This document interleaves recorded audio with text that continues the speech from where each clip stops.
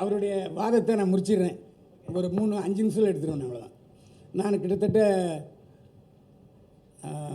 67லேருந்து நான் தேர்தல் பிரச்சாரம் பண்ணிகிட்ருக்கேன். நான் தேர்தல் பிரச்சாரம் பண்ணும்போது ஒரு முறை மட்டும் என்னுடைய கணிப்பு தவறாயிடுச்சு. இவர் சொன்னார்ல, இந்த கால்குலேஷன்லாம் வேண்டாம், டிஎம்கே அந்த முறை ஜெயிக்கும்னு எல்லாருமே நினச்சோம். ராஜீவ்காந்தி மண்டையை போட்டார். என்னாச்சு? போச்சா? எல்லாம் போச்சா? ஒரு சின்ன விஷயம். இவர் கால்குலேஷன் எப்படி அதில் ஒர்க் அவுட் ஆகும் சொல்லுங்கள்.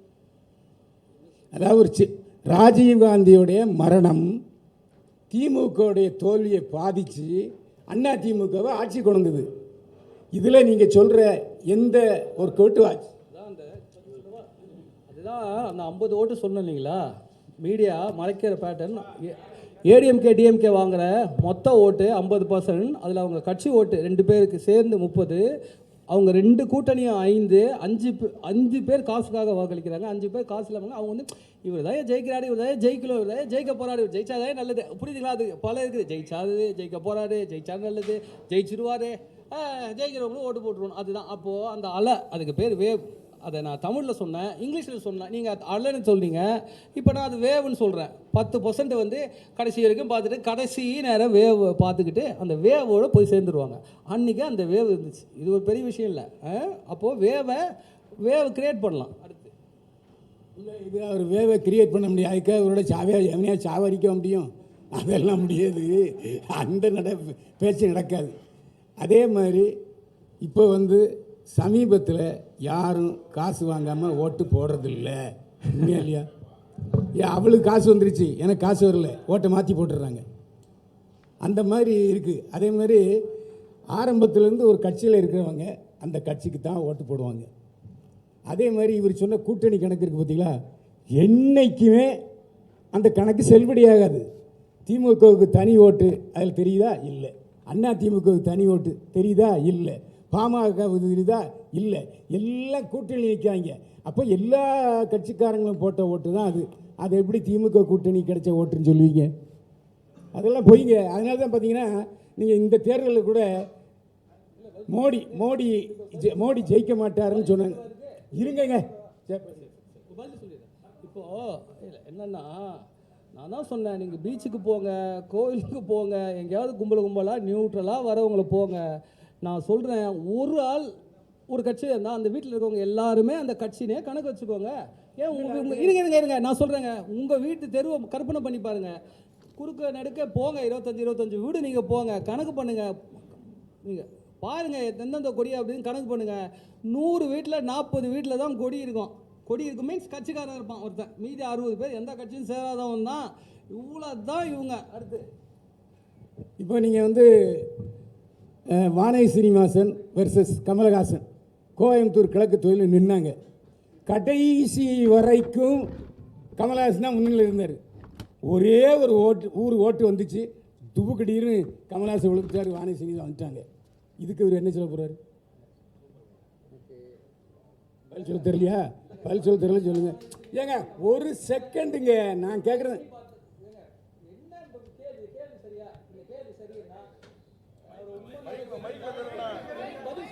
இது கேள்வியே இல்லை.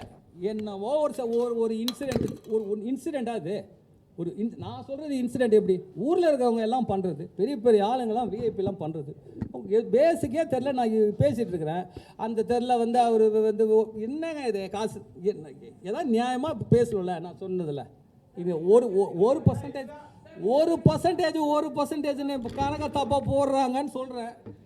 ஒரு பர்சன்டேஜ் கணக்கை தப்பாக போடுறாங்கன்னு சொல்கிறேன்.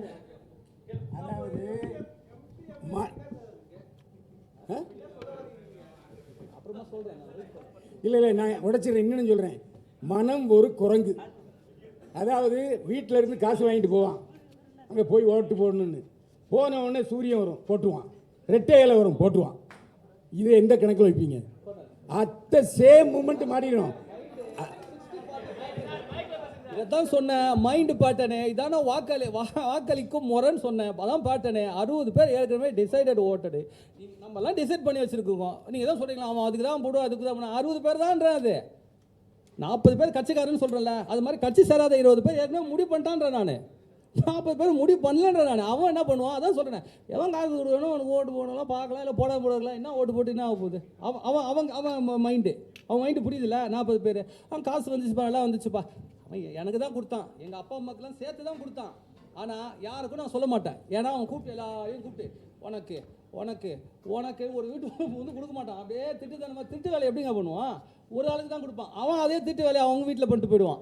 காசு அதில் நீங்கள் போட எடுப்பான். அவன் என்ன பண்ணுவான், நம்ம காசு வாங்கணும், நம்ம போட்டோன்னே அந்த காசு வாங்குறவன் 108 பேருன்றேன் நான். காசு வாங்குறவனே, காசை கையில் வாங்குறவனே 108 பேர் தான். அந்த 8 பேரில் சரி வாங்கணும், அவன் தான் ஜெயிக்க வேற போகிறான். இன்னொன்று யோசிப்பான், நம்ம காசை மட்டும் வாங்கிட்டோம், அவன் தான் ஜெயிக்க போகிறான், இப்போ மாற்றி போட்டு என்ன வருது அப்படின்னு போட்டுருவான். புரியுதுங்களா. ஒவ்வொரு இந்த ஒன்றும் இல்லைங்க, ஒரு வாக்காளர் எடுத்துக்கிட்டிங்கன்னா அவனுக்கு 108 பேர் இருக்குது. நல்லவன், படித்தவன், மெட்ராஸ்காரன், ஏழை, அந்த ஜாதி, தமிழன், என்ன சொல்கிறது, ஒரு என்ன சொல்கிறது, முஸ்லீம் பொண்ணை கல்யாணம் பண்ணவன், என்ன எவ்வளோ வச்சுக்கலாம். உங்களுக்கு 108 கேட்டகரி இருக்குது. ஆனால் அவன் ஓட்டு போட்டோன்னே, அவன் ஓட்டு போடுறான்னு வச்சுக்கோங்களேன், ரவீந்திரன் துரைசாமி என்ன சொல்லுவார்னா, ஓட்டு போட்டோன்னே ஒரு ஜாதி வெளியிருங்க, அவர் முஸ்லீம், அதெல்லாம் சொல்லாதீங்க, முஸ்லீம் அவர் மைனாரிட்டி ஓட்டுவார். இந்த நீங்க அண்டர்ஸ்டாண்ட் பிரசாந்த் இதெல்லாம் இங்க சொல்லாதீங்க, இங்க எங்களுக்கு பதில் சொல்லுங்க. பிஜேபி தான் சொல்லும், அவர் ரொம்ப ராமர் பக்தருங்க, அவன் ஒரு ஓட்டு தான் போடுவான், அதனால அது நம்ம ஓட்டுன்னு சொல்லிடுவான். இன்னொருத்தவங்க சொல்ல நம்ம ஜாதியே, நம்ம கேண்டிடேட் நின்ட்டாங்க, நம்ம ஓட்டு, நம்ம ஜாதி ஓட்டு. இதெல்லாம் கிடையாது. அவன் மனசு அவன் என்ன அந்த லாஸ்ட் மினிட்ல அவன் என்னவா நினச்சிக்கிட்டு அந்த அவன் டிசைட் பண்ணுற அந்த மூமெண்ட் தான் அது தெரிகிறதுக்கு பேர் தான் சொல்ல முடியாது. இவரே சொல்லிட்டாரு கடைசி நிமிஷத்துல வரைக்கும் ஒர்க் அவுட் ஆகுன்ட்டு. அப்புறம் எப்படி ஜெயிக்கிற முறையை சொல்ல முடியும்? இந்த கேள்வி சொல்லுங்க. நான் என்ன சொல்றேன், கோவப்படல, இங்க பாருங்க, நல்லா கேளுங்க. 40 பேர் தான் லாஸ்ட் மினிட், 40 பேர் தான் லாஸ்ட் மினிட் டிசைடர்னு சொல்கிறேன். திரும்பி நான் சொல்கிறது புரியுதா? அதிமுக காரங்க, திமுக காரங்க, அவங்களுக்கு எதிரானவங்க 60 பேர். திரும்பி சொல்கிறேன், நீங்கள் கணக்காக உள்வாங்கலன்னா திரும்பி எத்தனை உள்வாங்கிறது? இதெல்லாம் அடுத்த கேள்விகள். பெருந்தலைவர் காமராஜர் 67 என்னை வந்து கோட்டையில் வந்து பாருங்கன்னாரு.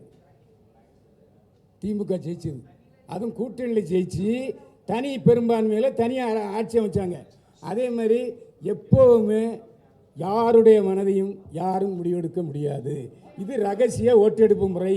அதனால் நீங்கள் சொல்ல, அதனால் ரகசிய ஓட்டெடுப்பு, அதனால் நீங்கள் யுக்தி கண்டுபிடிக்க முடியாது. வெற்றி அது இன்னும் அவருக்கு எனக்கு இன்னும் அவர் களத்தில் இறங்கலை. ஒரே ஒரு மூவ் அவர் பண்ணார்னா நான் சொல்கிறேன் ஒரே ஒரு மூவ். எவ்வளோ ப்ரோக்ராம் பண்ணார், மாநாடு, அந்த பரந்தூர் புத்தக வெளியீட்டு விழா, அப்புறம் என்ன ஒரு வேறு என்னங்க மாணவர்களுக்கு பரிசு கொடுக்கறது, வேறு என்ன பண்ணார், மழையால் பாதிக்கப்பட்டவங்களுக்கு உதவி பண்ணார். இதானே அவரோட அப்பீரியன்ஸு. இதெல்லாம் ஒரு மூவ் தானே, சீன் தானே. நான் சொல்கிறேன் ஒரு சீன் அவர் பண்ணார்னா, ஏன்னா அவருடைய பவர், ஸ்ட்ராட்டஜிஸ்ட்டுக்கு வந்து ஒரு லீடரோட பவரை ஸ்கேல் பண்ணி அளக்க தெரியணும். அவரோட பவர் 5 இருக்கட்டும் 10 இருக்கட்டும்.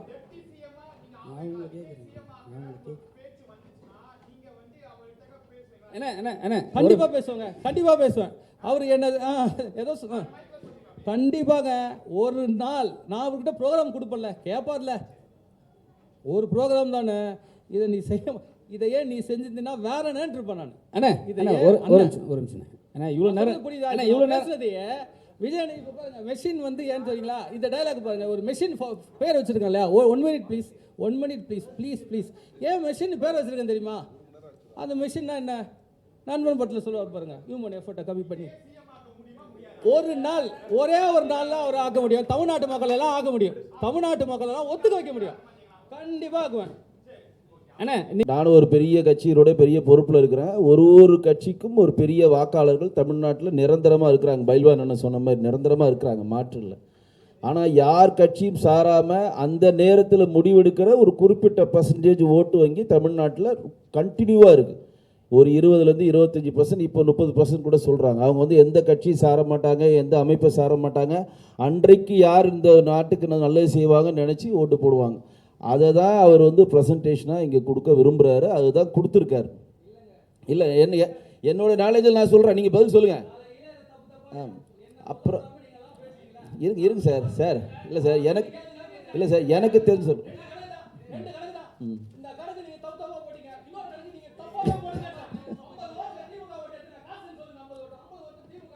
Sir sir super sir. Sir first class sir. Sir நல்லா கோவப்படுறீங்க. ஒரே விஷயம் சார், நீங்க ஸ்ட்ராட்டஜி சார், சரிங்களா? நான் ஒன்று கேட்குறேன், இந்த எலெக்ஷன் 26 எலெக்ஷன்ல யார் ஜெயிப்பா? நான் முடிவு பண்ணுறது சொல்கிறாராம். நான் முடிவு பண்ணுறது தான் ஜெயிப்பாங்க. ஒரு நாள் விஜய் எனக்கு கோஆப்ரேட் பண்ணா ஒரு நாள், சீமான் கோஆப்ரேட் பண்ணா 5 நாள், சசிகலா கோஆப்ரேட் பண்ணா கூட 10 நாள். இவ்வளோதாங்க பதில். It's nothing. இங்க பாருங்க. சரி இல்லைங்க எல்லாருக்கும் மீடியாவுக்கு ஒரு மைலேஜ் தேவை. அதுக்காக நம்ம என்ன வேணாலும் சொல்லலாம். ஆமாம், எங்களுக்கு ஒரு மைலேஜ் தேவை. நாங்கள் பேச வர்றதை கேட்கறதுக்குள்ள, சில விஷயத்தை அப்சர்வ் பண்ணதுக்குள்ள நீங்கள் ரியாக்ட் பண்ணும்போது முழுசாவே கணக்கு எடுக்கல. உங்களுக்கு இதில் என்ன கணக்குன்றது திரும்ப நாங்கள் இதோட நிறுத்த போகிறதுல சில விஷயங்கள் பண்ணுவோம்.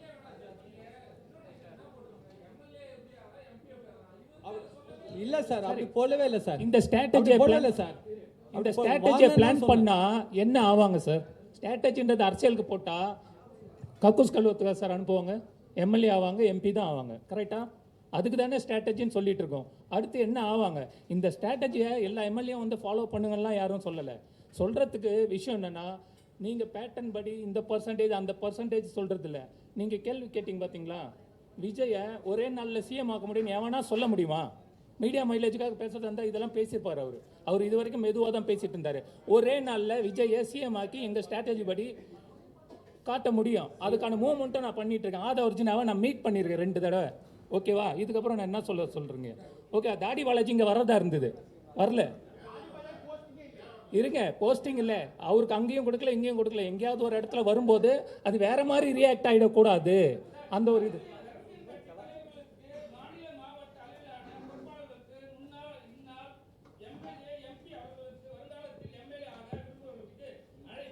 சார், நாங்கள் சொல்கிறத கேட்டால் தானே சார் எம்எல். ஆமாம், கண்டிப்பாக ஆமாம்.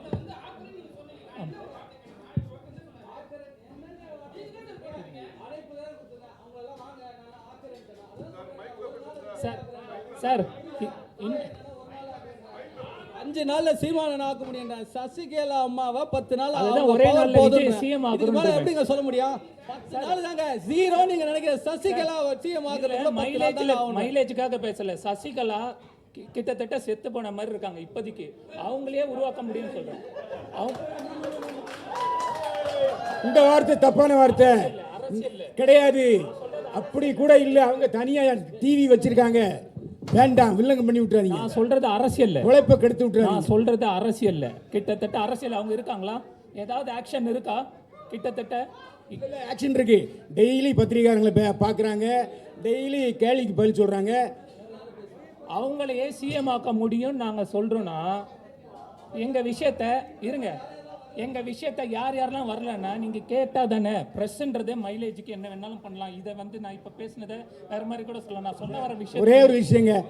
இவ்வளவு பிரசாந்த் கிஷோர் வாய்களையே பேசுகிறாங்க இல்லை, பல கோடி ரூபா கொடுத்தாங்கல்ல. அவரு தேர்தலில் நின்னாரு, டெபாசிட் வாங்க முடியுதா? பீகாரில் என்ன பண்ணாரு? இதை சொல்லுங்க. பிரசாந்த் அதெல்லாம் மூளை, அதெல்லாம் சும்மா ஏமாத்துற வேலை. உண்மைதானே சொல்றேன் ஐயா. அவங்களுக்கு பிரசாந்த் கிஷோருக்கு காசு கொடுக்குறாங்க. காசு கொடுக்காமலே ஒருத்தனை ஆக்க முடியும்னு சொல்றேன்னா எவ்வளோ தில்லு வேணுன்றதுக்கு பேச இடம் கொடுக்கணும், டைம் கொடுக்கணும், அதை புரிஞ்சுக்கிறதுக்கு அறிவு இருக்கணும் ஃபர்ஸ்ட்.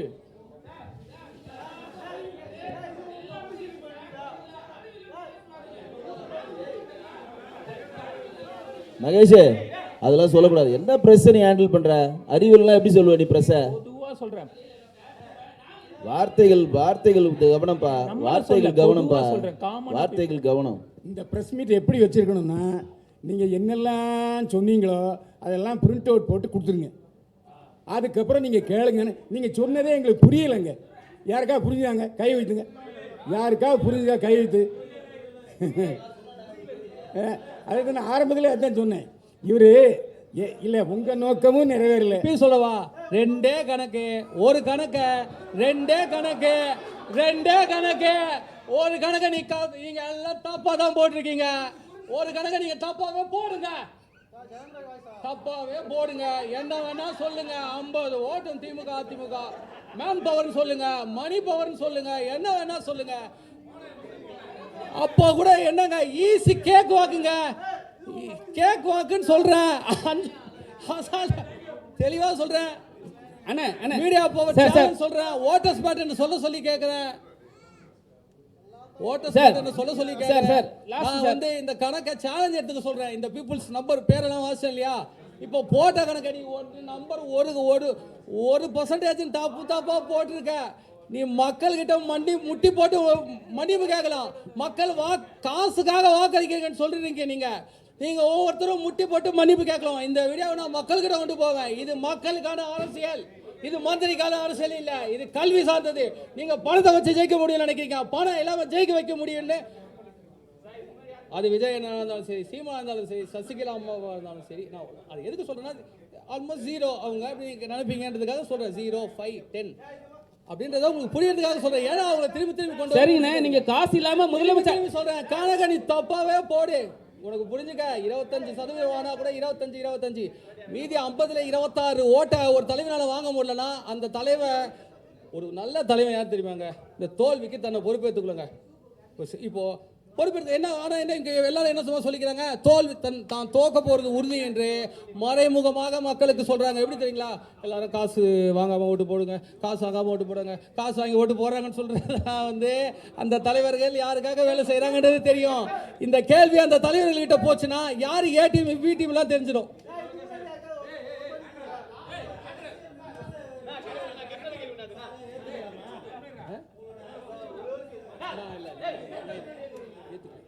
ஏத்துக்கலங்க எனக்கு அவ்வளோ தெரியாது, ஏத்துக்கல சார். நீங்க ஃப்ரீயா வந்து எல்லாருக்கும் பண்ணி ஃப்ரீயா எல்லாம் பண்ணி தரேன்றீங்க சார். சரிங்களா? உங்க மனசாய் தொட்டு சொல்லுங்க. இந்த வாட்டி வந்து எந்த இது வரும் ஆனால் நீங்கள் வந்து உங்களை நீங்கள் பெயின் பண்ணிக்காதீங்க. ஃப்ராங்காக சொல்லுங்க யார் வருவாங்க. இருங்க சார் ரொம்ப நேரம் நீங்களே பேசினுறீங்க. சரிங்களா? அதுக்கப்புறம் இன்னொரு ஒரு கொஸ்டின் என்னன்னா, இப்போ நீங்கள் ஃப்ரீயாக பண்ணுறேன்றீங்களே, யாராவது ஒரு இப்போ நீங்கள் ஒரு முடிவு பண்ணுங்க. இப்போ நீங்கள் ஸ்ட்ராட்டஜின்னு சொல்கிறீங்க, உங்களால் எவ்வளோ திராணி தில்லி இருந்தால் ஒரு வார்த்தை, நான் இவங்களை வந்து நான் ஃப்ரீயாக பண்ணுறேன்னு இவங்களை வந்து நான் சிஎம் ஆக்குறேன்னு நீங்கள் சொல்லுங்கள். நாங்கள் அடுத்த இதில் வந்து மீட்டிங்கில் நாங்கள் பேசுகிறோம். இப்போ கொஞ்சம் இருப்பா. இப்போ நீங்கள் அதான் கேட்டீங்க இல்லையா, என்ன கேட்டீங்க, யார் ஜெயிப்பாங்கன்னு ஒரு கேள்வி கேட்குறீங்க. திரும்பி உங்களுக்கு ஒரு கருத்துக்கு வேணுன்றதான். அதுதான் அழகாக சொன்னாங்க. அதுக்கு பேர் டெக்னிக்கலி ஒரு தொழில் சார்ந்தவன்றதுனால பர்செப்ஷன் அதுக்கு பேர். இன்னைக்கு நிலைமை அப்படி தான் சொல்லுவோம். நான் ஜோசியெல்லாம் சொல்ல முடியாது, என்ன வேணால் நடக்கலாம் கேமில். இன்னைக்கு திமுக தான் பர்செப்ஷனில். திமுகவை தோக்கடிக்க முடியாதுப்பா. அதிமுக ஃபைட் பண்ண ட்ரை பண்ணுதுப்பா. விஜய் என்ன பண்ணுறாருன்னு தெரியலப்பா.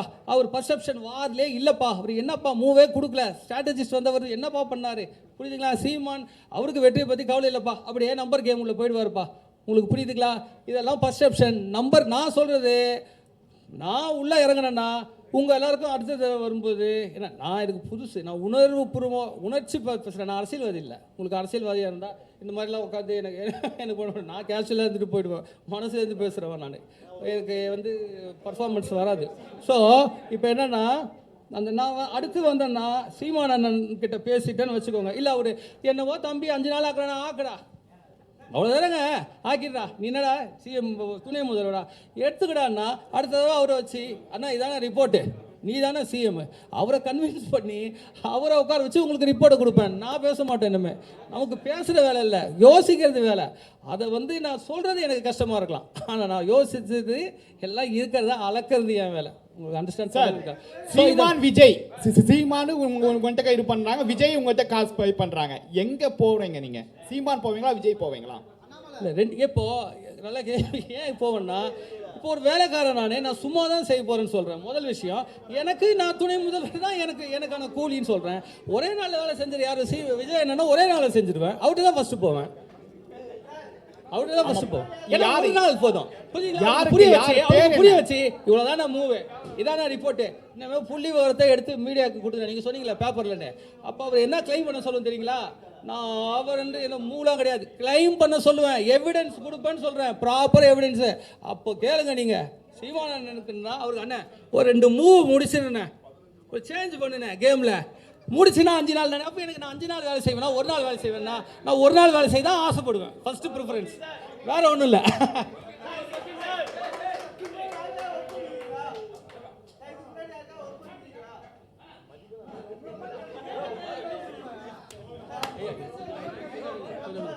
கேளுங்க. சார் இப்போ சீமான் விஜய் இதெல்லாம் சொல்றீங்க. இப்போ நான் கட்சி ஆரம்பிக்கிறேன், என்ன ஜெயிக்க வைக்க வருவீங்களா? நீங்க கட்சி ஆரம்பிக்கிறேன்டா, இப்போ ஒரு நல்ல கேள்விங்க. அதை நானே ஆரம்பிச்சுட்டு கூட செய்யலான்னு அந்த கேள்வி தான் நீங்க கேட்டிருக்கலாம். இப்போ என் கேள்வி முதல் விஷயம் என்ன தெரியுங்களா? நல்லா புரிஞ்சுக்கோங்க. திமுக ஜெயிக்குதுன்னா மணி பவர், மீடியா பவர்னு போய் சொல்றீங்க. உண்மையாவே அவங்களுக்கு ப்ராசஸ் தெரியுங்க. அவங்களுக்கு போர் திறன்லாம் அவங்களாம் அடிச்சுக்க முடியாது. நீங்க அவங்க போர் திறன். ஆனா மீடியா சொல்லுது, ஏங்க மீடியா சொல்லுது, ஊரே சொல்லுதுங்க. அவங்க சொல்லுது மணி பவர் மீடியா ஹேண்டில் பண்ணி சொல்றாங்கன்னு ஊரே சொல்லுதுங்க. இந்த மாதிரி என்னங்க இது டிஸ்டர்பன்ஸ் சார் அவங்களுக்கே பிரசாந்த் கிஷோரோட தேவைப்பட்டது இல்லை போன எலெக்ஷன்ல ஜெயிக்க. அப்ப தமிழ்நாட்டோட பிரசாந்த் கிஷோர் நீங்களா? யாராவது அடிச்சுக்கலும் போல இருக்குதுங்க. அர்த்தமா சொல்றேன், பிரசாந்த் கிஷோருக்கு வேலை தெரியலங்க, டூப்ளிகேட்டுங்க. நான் அதை புரிஞ்சுக்க தெரியுதா? டூப்ளிகேட்டுங்க பிரசாந்த் கிஷோர். ஒரு லீடரை போய் பார்த்தா அளந்துட்டு நான் பீப்புள் பல்ஸ், நான் தான் சொல்றேங்களே, லீடரோட பவர் பீப்புளோட பல்ஸ். மூவை கொடுத்துட்டு போயிருக்கேன் ஸ்ட்ராட்டஜிஸ்ட்னா. அவ்வளோ பெரிய பவர் இருக்குதா விட்டா ஒரு நாள் போதுன்ற நான். என்ன நீ அதான் சொல்றேன், நீ சவால் ஏற ஓட்டர்ஸ் பேட்னு சொல்றான்னு கேட்கறேன் நான். இன்டெரக்டா ஓட்டர்ஸ் பேட் தெரியுமா? நான் சொல்லுன்ற நான் திரும்பி சொல்றேன். இந்த சேலஞ்ச் எவ்வளவு சொல்றது அடுத்து. அதாவது அப்போ பிரசாந்த் கிஷோர் டூப்ளிகேட், நீங்க ஒரிஜினல் டைட்டில் போடலாமா? மட்டும் தான் ஒரிஜினல். நீங்க மட்டும் தான் ஒரிஜினல். நான் ஒரிஜினல். Okay right. இந்த சேலஞ்ச் யார் வேணா சேலஞ்ச் எடுத்துக்க. இந்த கேள்விக்கு பதில் சொல்லு. இந்த கேள்விக்கெல்லாம் பதில் சொல்லு. இந்த கணக்கெல்லாம் ஒண்ணு தப்பு. குழந்தை 5ஆம் கிளாஸ் பையன் போடுற 5ஆம் கிளாஸ் பையன் போடுற கணக்கு கூட போட தெரியல. நீங்களாம் வல்லுநர்கள். ஒருத்தர் நாள்ல இருந்து தலை பார்க்க முடியாது. ஒரு நல்ல தலைவனா இருந்தா இதை கேள்வி கேட்கலாம். ஒரு நல்ல தலைவன் நீ சீமாவும் உண்மையா நினைச்சிடா, நீ ஒருத்தனுக்கு பிடிஎம் இல்லைன்னா நீ கேட்கணும். மீடியாவை நாள்லேருந்து மீடியா தான். நீங்க எல்லாம் சொல்றீங்களா மீடியாவை வச்சு ஜெயிக்கிறாங்க, பணத்தை வச்சு ஜெயிக்கிறாங்கன்னு. மீடியா உங்களால் பணத்தை ஜெயிக்க முடியாது. மீடியாக்காரங்களை முடிங்க. இப்போ நீங்க சொன்னீங்களே நீங்க ஜெயிப்பீங்களான்னு. மீடியாவை முடிச்சா மீடியா பீப்புள்ஸை, அதாவது பொய் பிரச்சாரம் பண்றவங்களை முடிக்கிறதாங்க. அப்புறம் நான் போய் எதில் போய் பிரச்சாரம் பண்றது? விஜய் அண்ணாவோ சீமான் அண்ணாவோ சசிகா வந்தாலும் அவங்களே மீடியாங்க. அதுக்கு தான் அந்த மாதிரி ஒரு கேரக்டர் கேட்குறேன். இல்லைன்னா எனக்கு தெரியாதா? எனக்கு மீடியா இருக்கா? என்ன நீங்க ஏத்துங்க. அடுத்தது தேதி, ஒரே நாள் தேதி, ஒரே நாள் அடிப்படை, ஒரே நாள் தேதி, 10 நாள் பிராக்டிக்கல், 10 நாள் ரிசல்ட், 10 நாள் ரிசல்ட்.